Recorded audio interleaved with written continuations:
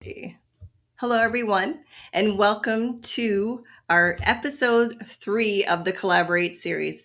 I am so excited to be back in front of our core audience. Just like everyone else in the events industry, we too, at Event Specialists, we're back and forth dealing with the ups and downs, but here we are. We're bringing our collaborators back and we're bringing this series to you. This series was designed to allow us to share some of our behind the scenes content, some of the je ne sais quoi that brings event specialists to the market, but also sheds light on the partners that we work with. We don't do anything alone here at Event Specialists. It is not a one-man show. It takes all of us to produce exceptional events. This series was designed with collaboration in mind, but it was also designed so that, truth be told, I could share the stage with friends in the industry who I admire and who I also enjoy working with. Today, we're going to dive into digital first events as a topic, but also as a focus. And today, we have two amazing guests and leaders in the events industry. Joining me, we'll have Dalia Algazar. Dalia has an OMG attitude about all things event tech, as you know, and experience design. She's her own brand with more than a decade of experience in the meetings and events sector, working on both the professional planning side and as an association collaborator. Dalia is known as the coffee-fueled go-to source for virtual hybrid events, trend-setting solutions, event tech news, and professional branding expertise. Alongside her, we also have the wonderful Maggie Barton joining us. Maggie believes that events are the living, breathing experience of your brand. She dedicates herself to creating unique gatherings and experiences in person, virtually, and everything in between. With over 10 years of experience, she has worked in nonprofit agencies and corporate settings, primarily in and around the tech industry. Maggie is currently the head of events at Jobber, where she gets to work with an incredible crew of brilliant marketers. I am your host, Mahogany Jones, and I am super proud to welcome everyone today. Let's start with you, Dalia. When you hear the words digital first, can you share with the audience what that means to you?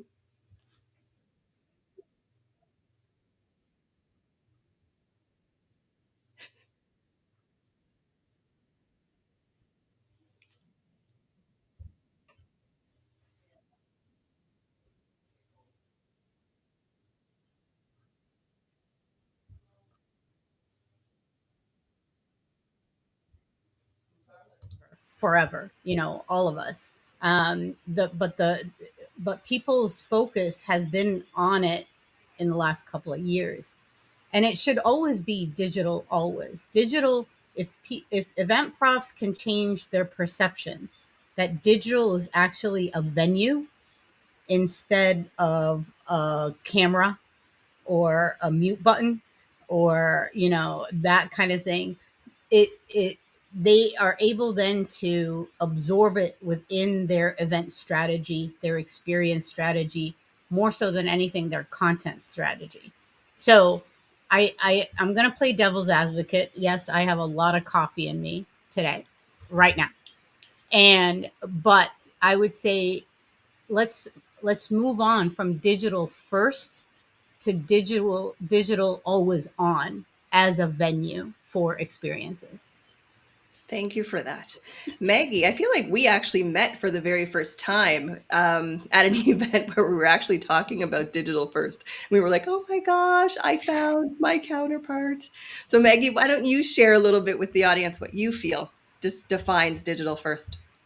Yeah, I mean, I agree with Dahlia completely. Like, I think as an industry, I remember when I first started, we often were talking about, these digital and tech experiences were like having LED lights like change color at the same time, or like the bar was really low for a while. And so I am really grateful that what COVID gave us as an industry was this opportunity to really embrace that digital should be part of everything that we do. And whether it's in person, it's online, it's hybrid, it's everything in between that we're considering digital.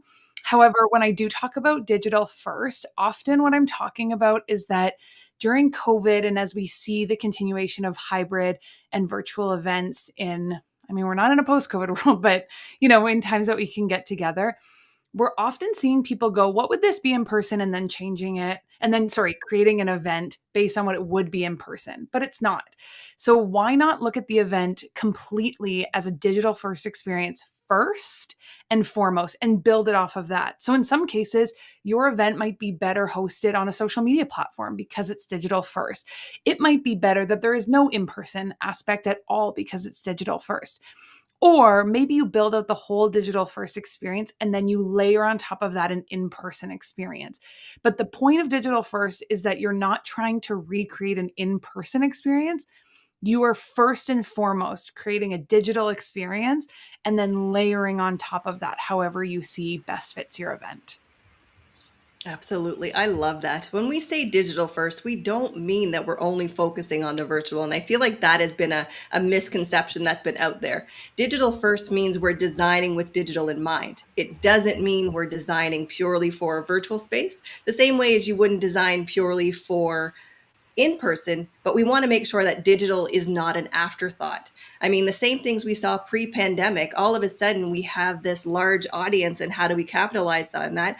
Oh, let's add streaming. And then that became sort of how we ventured into the hybrid space, but it becomes reactive versus planning and strategic. Mm-hmm. All right. So our next question would be, what are some of the steps that you would take to ensure that all client expectations are met in terms of logistics and production in large hybrid tech-based conferences? I feel like that's a Maggie. Sure. um, so I used to run my own agency and now I'm in-house as the head of events at Jobber. So I can answer this from sort of two sides. But in-house, we spend a lot of time ensuring that we're all on the same page of the expectations of the event, why we're doing the event, what are the goals, what are the KPIs. We spend a lot of time making sure that everyone's on the same page about that. And in our case, because we have an in-house creative agency, we actually also work with them to talk about what expectations around production are. So we spend a significant amount of time doing this to make sure that everyone's on the same page. And then to make sure that me and the team that I work with are in a position to make calls sort of as we need, because we know sort of how everyone's feeling, where everybody's point of view is at. And the nice thing about being in-house is we have such regular check-ins, and we're talking to each other all the time. So there's a lot of opportunity for crossover. But I think what's really important is documentation more than anything. So we have to be in a position when I'm away, or say, my colleague who starts 2 hours before me in the day isn't just waiting for me to get online or answer a quick Slack message or whatever, that they can go into the documentation and say, okay, great. So this was decided on this date. I love a good project management tool. And so we can always go in and sort of look at all those pieces. But I think that early legwork truly is the sort of like special sauce to make sure that you're all on the same page and achieving those logistical and production value results. Absolutely. Dahlia, you have anything to add? I love the idea of the documentation, because I think the reality that we're living through right now is there's a huge turnover and churn within organization teams, from a planner perspective as well as from a supplier perspective, as everybody's been hearing in the news. But more so than like, you don't want people leaving with all the information and the IP in their head and then just leaving the organization. So the documentation, I would strongly suggest you, as an organization, as an event team, make sure that that is a top priority on your very, very busy, crazy to-do list. So that's one. I would take it a step further and say, lean hard on the team that you have, whether when you're creating and designing experiences, whether it's digital, face to face, name it. I don't use the H word; it makes me cringe. But I would also say, bring in new stakeholders or new brains and talent that have nothing to do what you've designed in the past, and let them loose on giving you new ideas that would lend itself to either creativity or innovation, or trying to find When we work with clients, we say we're going to help you with your usual suspects, which is your usual crowd that comes to your shows and stuff. But we want you to unearth the unusual suspects, which, if anybody's seen Usual Suspects by Kevin Spacey and, that movie, that's what we want you to be able to do, like, the unknown. And so I say bring on people that will just give you those new opportunities and do more of that going forward And without fear. without Now, fear. I love that. Another great question. How can event planners identify their weaknesses in strategic event design? We have fellow event designers in the audience Right. who I know will get a kick out of this question. But how can event planners identify their weaknesses in strategic event design and apply a digital first mentality to improve their overall outcomes? We go back to goals and objectives all the time, but how can we actually leverage digital first mentality? Can I take this one? I was going to say, brace yourself. Yeah. If you want All to right, take it first, go ahead. I'll take it first. So what I I think there needs to be our event profs, our event designers need to flip the script. And I know that Vade is on this view. So and my fellow Raven, because he and I have gone through Alt MBA with Seth Godin, so he'll understand where I'm coming from on this.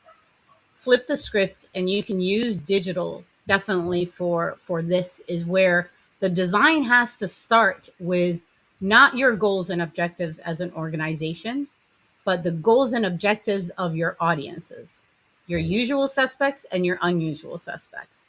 And you can use digital as a venue slash platform where you are able to really dig deep in what they want from a content perspective, format, of the content, who they want to network, what do they want to discuss, how they want to discuss it, what they want from your experiences, from your events.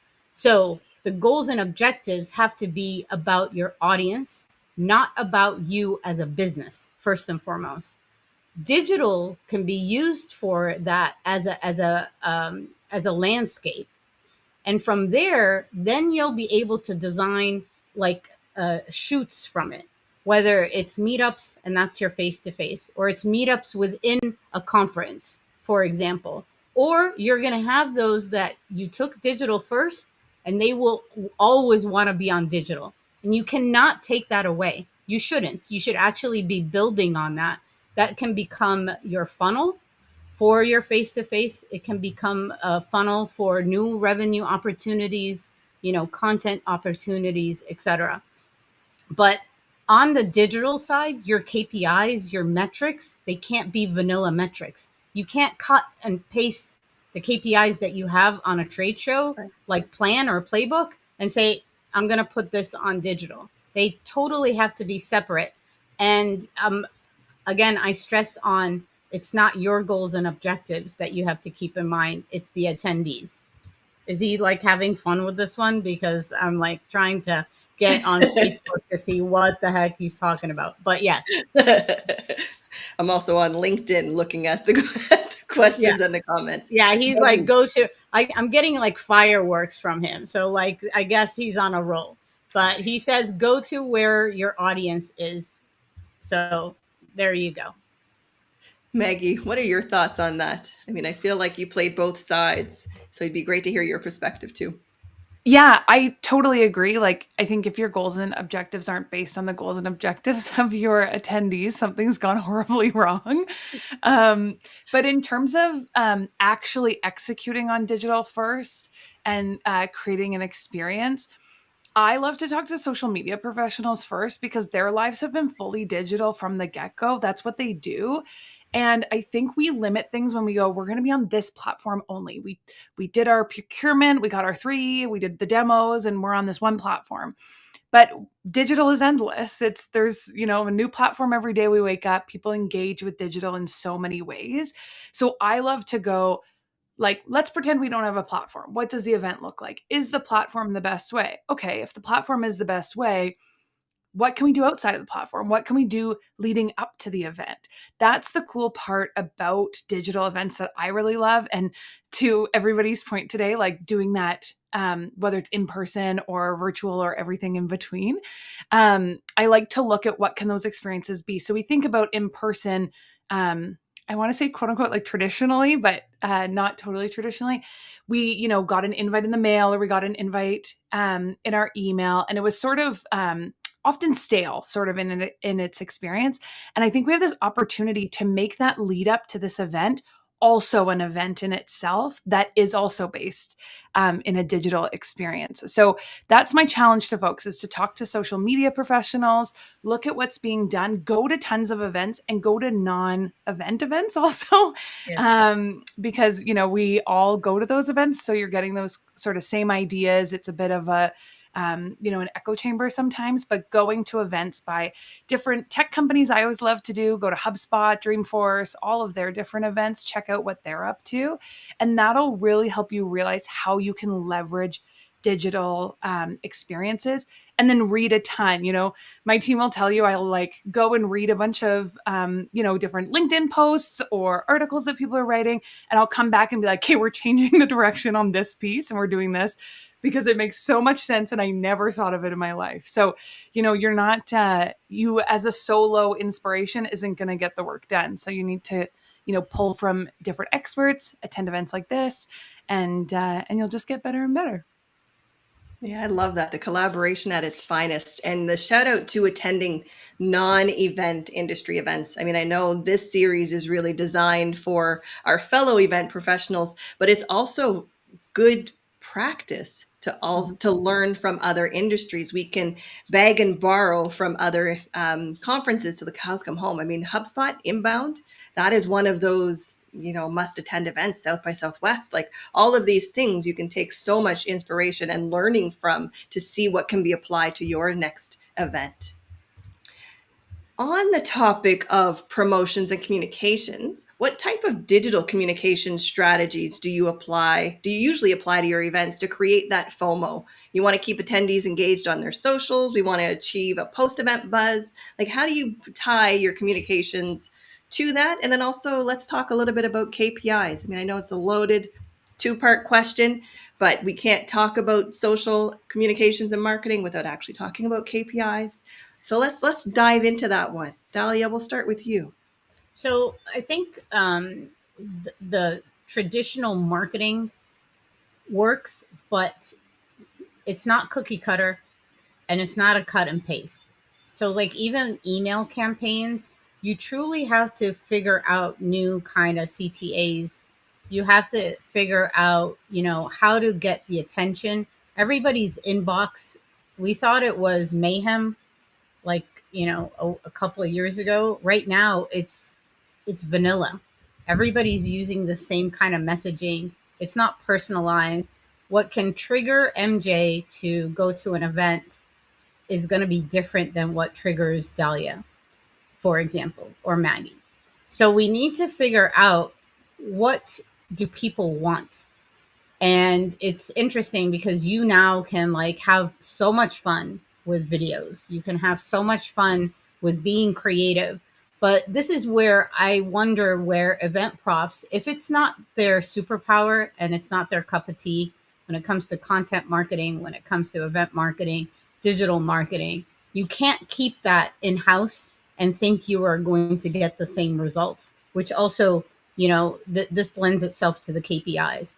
Think of what kind of content will just trigger someone on an emotional side and on a need side. It's a need and a desire for people to leave their homes, their loved ones, their kids, go through mayhem, through airport and hotel and all of that to get to your event. And even on the digital side, you are now competing with attention. I could be on the beach right now, but I'm not. I'm with you, stuff like that. So when you think of that, think of the messaging, the creativity, and then the forces that can actually gain that like trigger moment.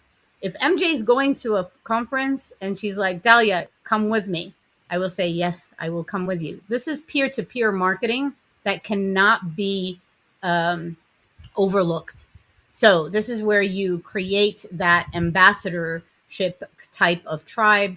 You can create them as influencers, but it's like people will bring people once they tell them why they're going somewhere and that emotional connection. I will say event organizers beware, because everybody is thriving right now of going back face to face because of the intention of meeting people they haven't seen in a couple of years and all of that. That is going to wear out very quickly. And you're going to be at square one, where you're going to try to figure out, are you going to go back to digital, or are they going to be wanting to go back to digital, and they will want to, right? Not leave their homes anymore. And if you take that digital venue away, you're in trouble. They're going to go and seek elsewhere. And the other thing is, you always have to be creative. And one more thing is, if the content that you have been creating for any type of event is on fire, if the speakers are fantastic, it doesn't matter how much you paid them. It doesn't matter which brand they're with. Always, always stress what they're going to bring to the conversation, as in topics, as in value add conversation, like starters, not a title and not a brand. I honestly don't care if they're from Apple or from Dropbox or from, like, I know, I don't care what their titles are, if they're VPs, directors. I care that it's MJ and Maggie, and they're going to tell me how to get the unusual suspects or how to unearth a new way of doing digital first. I will go there first. Yeah, Maggie, I want to come to you. I will say that there are a lot of applause and light bulbs going in LinkedIn. We're Light resonating. bulbs. There's light bulbs Anthony now in has also LinkedIn. jumped over to LinkedIn. He has left Facebook. But Sean made a great comment here. It says, value graphic concept from David Allison will be helpful here to figure out what our attendees really want. Are we forgetting to do our own core foundations? And that is asking them what they want. Something super simple, same as we have to ask for the sale, we have to ask what they want. But I feel like we skip a lot of those. So Maggie, let's go back to you and let's talk a little bit more about marketing and what you're seeing and some of the strategies with your team. I think it goes back to what Dahlia was saying before, like know your audience, know what they want. Like getting on a plane right now, at least where I am, is a nightmare. Like Where? good luck getting your bags, good luck leaving on time, good luck. Yeah. Like, I haven't been on time for an event yet. So know your audience. Is it worth it for them to do that? Is it worth it for them to sit in front of their computer for 5 hours? What is the value? So going back to designing that event, and then design your marketing to explain why it's worth it for them, and to explain how they're having these problems or what they need and how you're serving that. I remember in the like peak of COVID, it was like there was a 1 week period where every company was doing an event for event planners. And I was messaging everyone being like, what happened? Like, I can't do this, And so if you were the last company coming in, you should look at your audience and say, well, obviously they're doing other things this week. Let's, switch it up. So that example of going back to what your audience needs and wants, that's important in your marketing too. Some like more tangible things are A/B testing. So, test subject lines, test posts, test all these things, see what's working. And then lean into that. So whether you're boosting those posts or whether you're, A/B testing a subject line to a small group of people, also leverage barriers. So sort of back to my point about these flights and all these kind of things, what are the barriers for attending for people, and try to solve that for people. I went to a conference once. I can't take credit for this. This actually was their idea, but it was a professional development conference meant for sort of like middle management more so, that it was meant for. And the event organizer wrote the letter to your boss of why you should go. Literally in the email, all you had to do was copy and paste the content and send it off to your boss. what a cool way of leveraging a barrier, right? So these creative points that Dahlia was making, like really, really get to know your audience. In some cases, that might be actually asking them. In other cases, it might be a small focus group. In other cases, if you're connected to some of your customers, sending them a quick text or whatever. But you need to know your audience. I mean, before we can even talk goals and KPIs and stuff, to Dahlia's point earlier, that's what you need to know. And then you can market exactly for that, exactly what they're going through. With event planners, like we all have a million things on the go. So explain to me how I can attend your event but still work. Like those are two things, right? So I think there's a lot of showing that you're in it with your audience and that you understand it will really gain attention. Lastly, Dahlia sort of touched on this, referral and ambassador type programs are amazing and they have a great way of working. There's a lot of logistics to them. So if you're taking them on, to Dahlia's point, you really gotta make sure you either have a partner or you're maybe outsourcing that piece. I love that. That's really diving back to, even as it's said in the lovely chat, getting back to needs versus wants. Like, what do they actually need versus what you feel they want? Now, if a conference is too content heavy, I mean, we are now seeing it. Like, I feel like the pandemic came and all of a sudden we realized we don't have to do 90-minute keynotes, and that the shorter keynotes definitely resonate with audiences. It also leads to adult education principles, but we won't get into that because we content designers didn't seem to have a place until COVID. But let us talk a little bit about conferences that have content that is just too heavy or too long. What kind of technology would you implement to achieve a well-engaged and entertained audience? I can start with this one if you want. Yeah, if you don't mind. Yeah. So first content first, and then we can talk about the engagement piece. In terms of content, I like to look at what people are already sort of engaging with or consuming. So I look to TikTok a lot of being like, okay, well, TikTok is blowing up. If TikTok is a platform my audience is on, then they're used to these really short, digestible bits of content. So, if we're going to do a 20-minute session, can we then do like 5 minutes of like 30-second videos, in between? And can we sort of switch it up to meet what people are experiencing in a day? If it's an audience that we know is really big on, say, Netflix or excuse me, any type of streaming service, then like, what do we learn from that engagement that they have? I mean, I wouldn't do a 90-minute keynote, to Mahogany's point. But what is engaging? I was just watching one of those bake-off shows. Do we have people do something that's more interactive in that way that people are enjoying watching them make something? So really look at what people are sort of already consuming. In terms of engagement, maybe this is controversial. I don't know. Come at me on Twitter or something after you disagree, but I actually don't know that engagement is always necessary. I think a chat is always great. I love hearing what everybody's saying on LinkedIn and Facebook. Admittedly, I get distracted too easily to sort of watch all of that, but I love hearing what's coming and Mahogany talking about the different questions and points that are coming up. That's great. We've done the one-on-one networking. We've done, all of sort of those traditional things. And I think we need to definitely push the boundaries. And that's where attending other events, doing your research and all these things will come back. But I do challenge you that you don't always need to dive super, super deep on engagement. The one caveat I'll say to that is if your event is fully pre-recorded and there is no engagement, I question why I had to be there at a certain time. So that's worth definitely considering. I love that. I don't know who lied and said engagement is the be all for every event, because sometimes we don't actually need to hear what you have to say. Sometimes that event is really just meant to deliver content and to deliver it in a way that is seen and heard well. So I love that.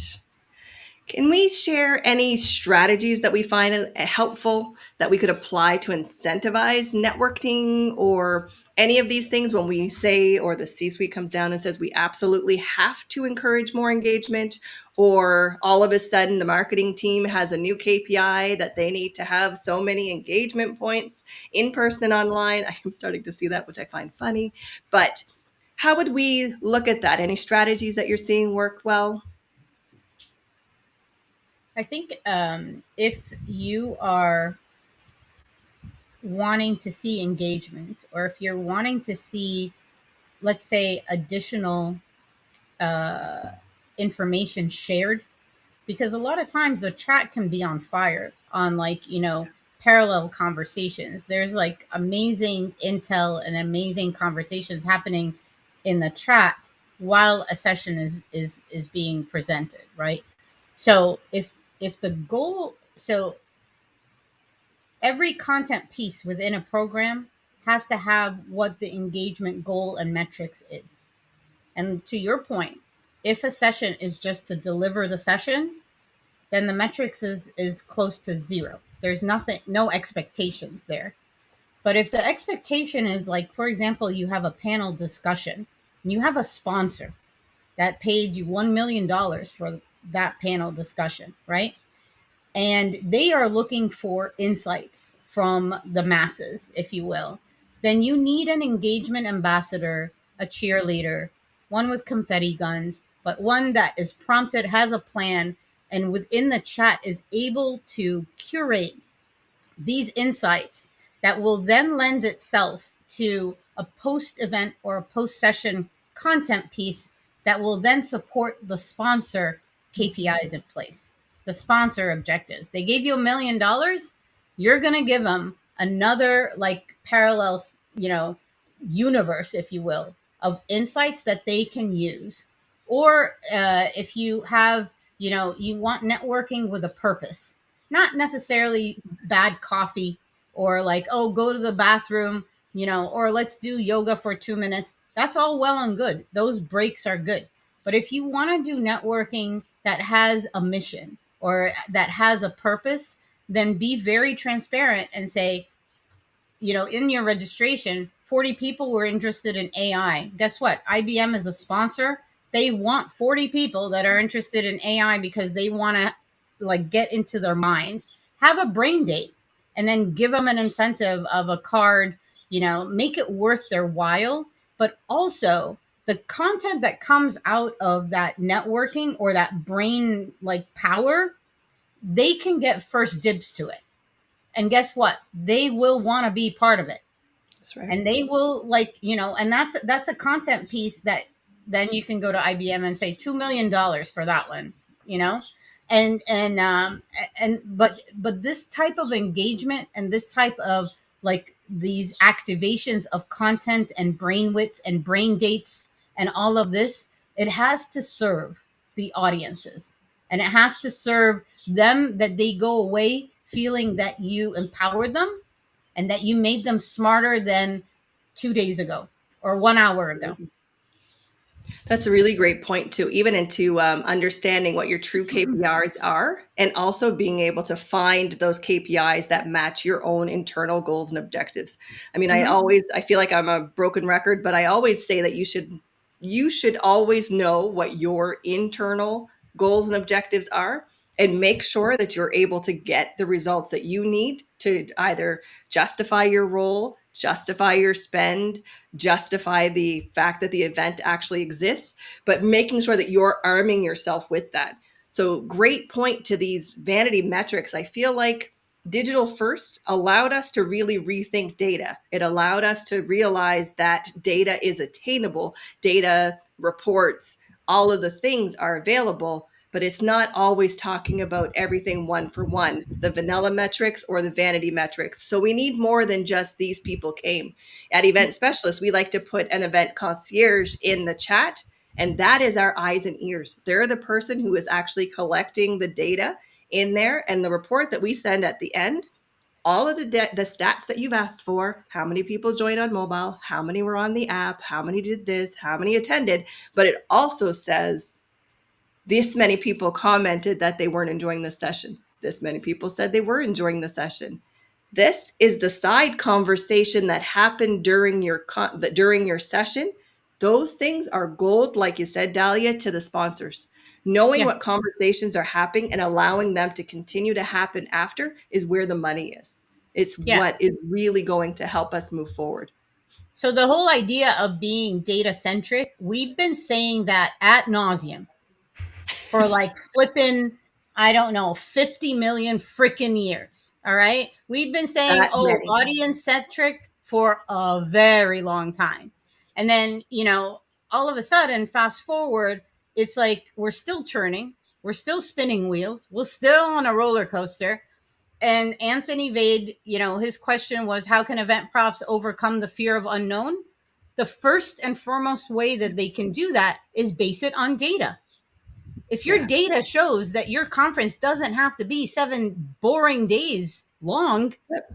shorten the damn thing. Like, that's a data point. Hello.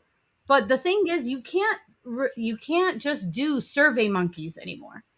You got to have, boots on the ground. This is one thing that we've been doing more of, is just evaluations from people speaking to people at events or in the chat or on a digital platform. Hey, how did it go? Yeah. Don't say rate this session from 1 to 5 and think that you're going to get the right answer. I'm sorry, but to the fear of unknown is only going to be like null and void if you're basing it on clear data points and KPIs, not vanity, not vanilla. Choose another ice cream flavor. I don't care right now. One thing that I remember learning from you years ago, Dahlia, and I want to say it was you, is the secret shopper Yes. and really going into the events and positioning yourself. So doing a true audit and like that anonymous person that is at the event, asking the questions to the sponsors, asking the questions to the exhibitors, asking the attendees, and really being the secret shopper of the event to make sure that we're Or collecting the or again. sitting at the bar, you have no idea what kind of conversations you That can is get it. there. Yeah, I love that. So let's go back to this content though. So if we are having a very heavy, a content heavy event, is there technology that we can leverage to make sure that it's more digestible and usable by the audience? Maggie, is there anything that you're seeing around that? Mostly post event, we're finding some great strategies there. So, for example, like in YouTube, if you're going to put up your content on YouTube afterwards, you can do the like chapter breakdown. We have an awesome creative team, so they do most of it. So I can't sort of talk you through the exact logistics of it, but basically they break it down by chapters, and then there's a breakdown of the actual chapters within the YouTube description too, so that it's easy to go and see just the part that you want. I mean, we're also talking about reusing content here, right? So Mhm. if you are in a position where you're pre-filming, maybe that's an opportunity to ask your speaker to maybe change or something a little different, but pre-film some like 5 to 30 second snippets that you can share or that you can use. That's a great opportunity for that. But YouTube has sort of been the main one that I've found, that breaking them out within YouTube. I know different streaming platforms will let you edit within it, so you can pull some of that content as well, quite easily. But I mean, ultimately, at the end of the day, sort of back to what Dahlia was saying, the best platform you can use is any type that will help you with data. So, the best part about working in tech is you have tons and tons of data for your customers and information about internal stuff. So, if you are an external agency working with a tech company, like one of my first questions would be like, how much data can I get my hands on? How do I request data? What do you have on your customers? Because we do have just so much, like a plethora of information.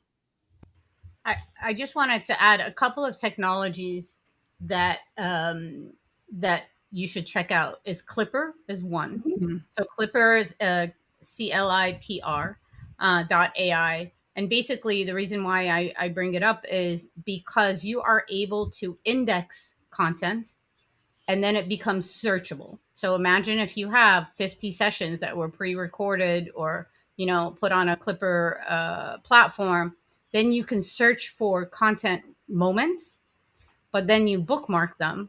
Then you create your highlight reels, and then you say, "This is what Dahlia was super excited about," and then send it off to your peers. The other thing that I think is also underutilized are platforms like Milk Video or Video Ask, for example, where you are able to pre event get a speaker to say, guess what? These are the highlights that I'm thinking of. what more do you want to discuss? And then you send that QR code out, because QR codes made a comeback like nobody else's business. And then, get the questions, get those comments, get that interest going, that hype going, kind of thing. And also feedback, send it out, and people will tell you exactly what they want. Tess says snowball, you can snowball the content. So using snowball where, you're taking either pre, during, or post event, the sessions, the highlights, and then you're using snippets of that. That's like viral marketing. And guess what? No event planner or organizer or marketer will be able to do all of the above on their own. They Yeah. need to understand the technology, they need to understand the implementations, and they also need to understand the moments of when you can pull someone out from an audience chat and say, do video ask for me, or snowball this for me. And that becomes a marketer, that's a strategist on fire, like Mm-hmm. on the go. There's a plan, but then there's moments where you need a Maggie to like just say, I'm just gonna do this, um, I will also say this is not about technology, but we have all been content connoisseurs and critics in the last couple of years, even worse than we are, because I know event profs are like the critics of critics. If you are not onboarding your speakers the right way, if you're not helping them design content and delivery in the right way, and God forbid they're using 300 slides of clip art, you're dead to me. You're You dead to brought me. the part back. You're dead to me. You're dead to me. Now, let's be fair when it comes to content. I know a lot of we also do medical conferences, so I feel like when I have those clients when they call, they have this panic moment of you're all saying that this content is too long. But let's take a page from medical education and their playbook. Medical education cannot happen without named, actionable bullet points. I say bullet points, but they're like true, actual, like they have to have a purpose and it has to be listed. And then there also has to live different elements for it to even be accredited. So if there is no engagement, and that was engagement pre-pandemic, if there is nothing that is adding value to the content, it's not accredited. So let's take a page from that playbook. All of a sudden, this panic set in. And how do we do this? How do we do that? Oh my goodness, we can't have these 60-minute sessions, 90-minute sessions. Let's be fair. We do want smaller, actionable content. We want shorter, bite-sized things. But there is a time and a place for everything, and it's understanding that delivery. So let's use the digital first mentality again to really leverage what we're doing. So when it comes to medical education, for example, that 90-minute session, we know it has to happen. We know it has to be 90 minutes, but we have to use educational principles. So are we switching our slides every 7 minutes? Are we adding a poll? Are we using pre and post surveying, which they actually have to do for it to be a certain accredited program to actually measure the learning? Do we have actionable ideas, actionable content? So let's really dive into that. And technology has been around forever and a day. I mean, we used to record DVDs, for crying out loud, at the conferences. If we want to get really old, we sent out tapes, but I won't go that far back because I don't want to date myself There's like still that. people that do that. True story. I mean, how many MP3 players did you get in the mail with the audio? If you remember all of the things. But we met everyone where they were. We used Yes. digital technology and we used all of these other things to maximize what we use. I don't know when it switched or when this shift actually happened, but all of a sudden everybody panicked and they viewed event tech and event tech only as a platform. Event tech has been around forever and a day. We've been around and it has been here to and available. Yes, it was a lot more costly, but it has been there to enhance what we already do well. It was never meant to take over and be the forefront. So again, when we say digital first, we're not saying it's all things digital. We're saying we're thinking in that mindset that we're going to leverage everything that we have at our fingertips. I feel like I went off on that tangent, but Amen. next question. We won't name the companies, but we are seeing a lot of event tech companies that are really, really taking a major hit right now. And these are major funded event tech companies and are starting to see a huge downturn within the industry. In light of what seems to be happening, how do you feel we can change some of our strategies or approach our event design differently in this, what we're seeing as a complete shift again in our industry? I didn't want to name anybody because we're all struggling, but you all know who we're talking about. Well, yeah. No, Go ahead, Dahlia, you Maggie. go I was first. going to say, Maggie, you started with this before we even went live. Yeah. So we love, Yeah, so Maggie, we would love to hear this complete the conversation thought. too. It's hard because like they are our partners in so many ways. So like emotionally I feel connected to them in the same way I do most colleagues.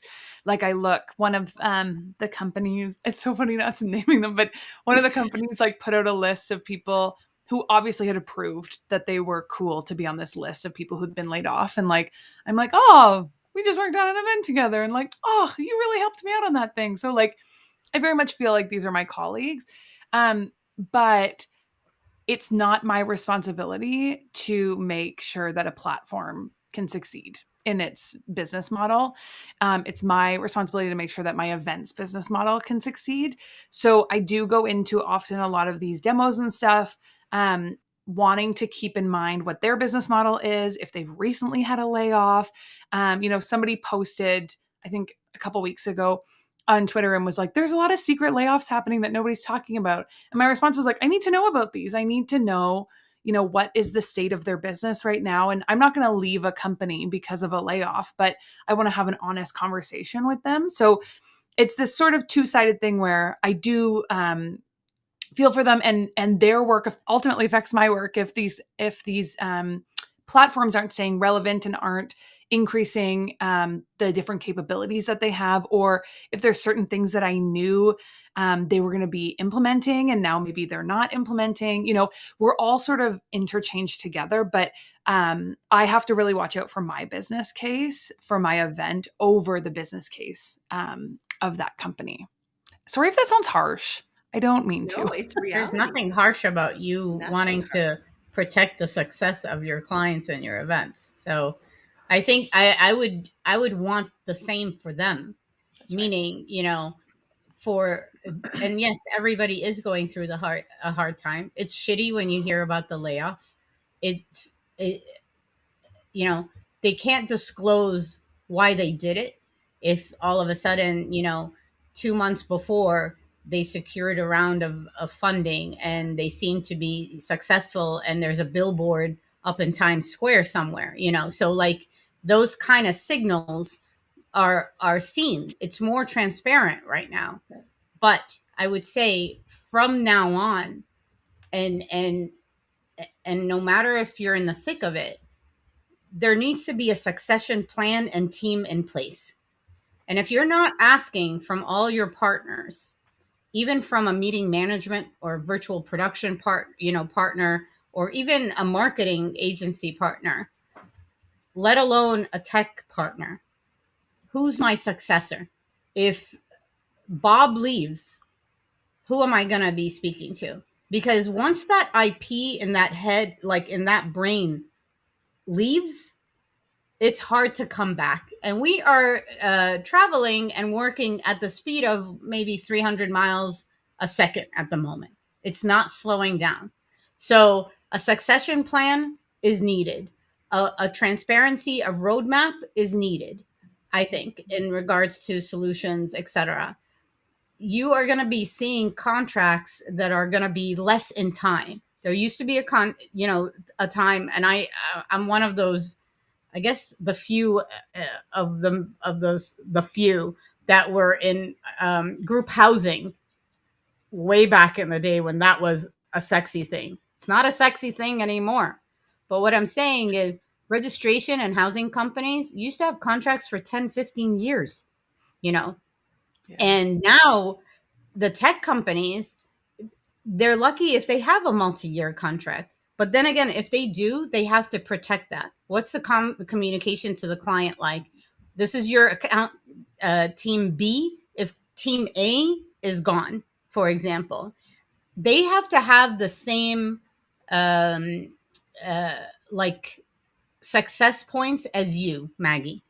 And the success of your event has to speak loud with them internally. Um, and and the other thing is it's a matter of communication. I wish that the clients of some of these companies were told before they heard it on Twitter. That's true. um and it's such a small industry, and we sort of, I don't know if it's a good thing, bad thing, call it if you will. We are friends with these people. We have relationships. We've grown up with them. We know their kids. We know when they're going to have a kid. We've been at their weddings.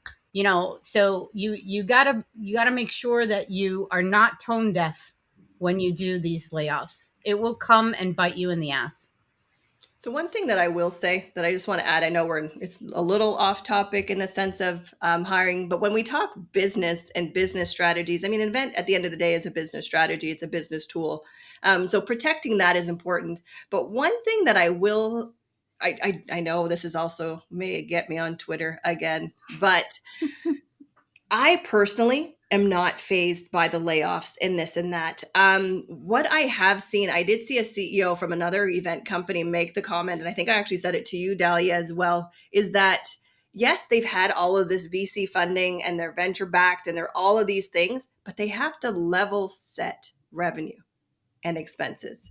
So I think we're all looking at it from a woe is me perspective versus a business decision. So a lot of times I feel like we're also planning our events in that way as well. Like we're so worried about woe is me versus what is truly relevant and necessary for that event to be successful, to secure the salaries that it is actually securing, to secure the business, the members, and all of the things. I feel like oftentimes we step outside of ourselves and just feel this, like I said, the woe is me, versus understanding the business decisions and the underlying reasons for why we're actually producing the events. Now, I know this has been a jam-packed hour that I actually said we may only need 35 minutes, but Right, I right. knew, I don't know why I even said Yeah, I that. don't know what that was about, but yeah, okay. I was trying to be efficient.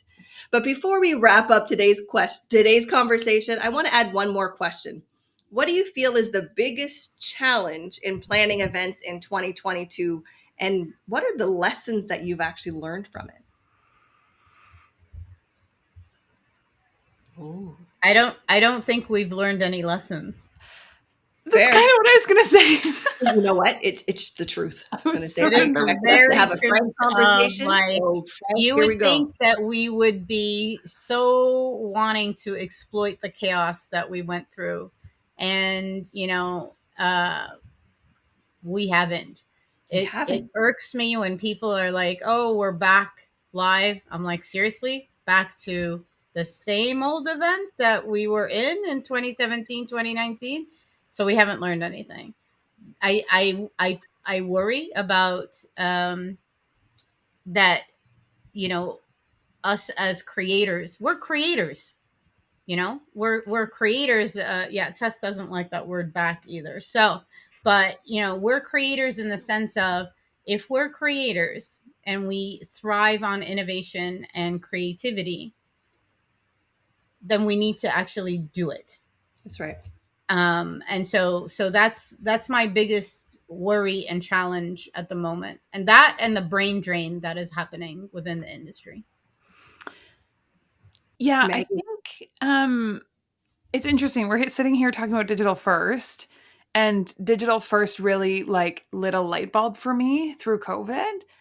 And we're not implementing that in as an industry. I mean, we're not implementing that into in person. Like Dahlia started this whole thing saying, it's not about a virtual event platform. It's not about a virtual event. It's about everything, right? So I think that there is some learning to be done in that, like we all, like I said at the beginning, we all used to get excited when we had like projection mapping. That was like the biggest testing. Like I remember when projection mapping came out, my background's in theater. I was like, okay, Like, this is not tech. That's AV. Like, so sort of the same thing I think we need to learn. I don't think we've learned.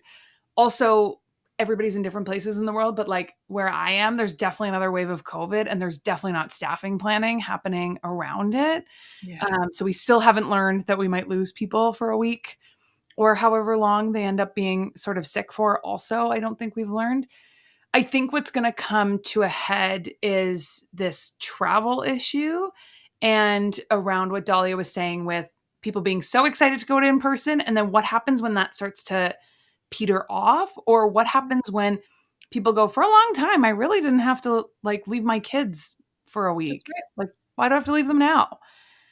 So I think to say, I don't know that we've learned much, but I think there's a lot to be learned. So it's sort of disappointing. I completely agree with both of you. Part of me feels like we had started to move in the right direction when we started to redesign and reimagine, and we started to kibosh those events that actually didn't need to be events. They were just marketing campaigns. We did start to learn, but it is almost as though I don't want to say we've been hit on the head with this panic, but it became a new go time. And this new go time has nobody thinking. It has us being like, oh my gosh, well, this is the contract we had in 2019. This is what we're delivering in 2022. And that is not how we should be approaching our events, because you redesigned them to have them in 2020 and 2021. Why do you want to go back to 2019? You made steps, you've gone leaps and bounds. And who took out the time for RFPs to be completed? Because hot damn, can you stop asking me for something for tomorrow? Because it's just, you're asking for so much when we're not thinking. That was my soapbox for the day. Dun, dun, dun, dun. Woo! Any Yes, last words before we wrap up for the day? rock on. This was great. Yeah, I had fun. Thanks. Excellent. Well, thank you, Maggie and Dahlia, for joining us and for being here today and bringing all of the insights and sharing all of that with our third ColLABorate episode. Thank you so much to everybody watching. Thank you for those tuning in on LinkedIn, on Facebook, on the Event Specialist website. We truly appreciate you, and I'm honored that you chose to spend your time here with us. So please stay tuned. Our episodes will be back, and they will be dropping every second Tuesday of the month. So remember to RSVP at eventspecialist.ca// ColLABorate. If you too would like to be a part of an episode, don't hesitate to reach out. If there are any topics that you would like to hear us discussed, please don't hesitate to reach out. Our next episode happening next month is an exciting one. We're going to talk about your secret sauce and staying in your own lane. So thank you so much for tuning in. I'm Mahogany Jones, your host, and I look forward to seeing you next month.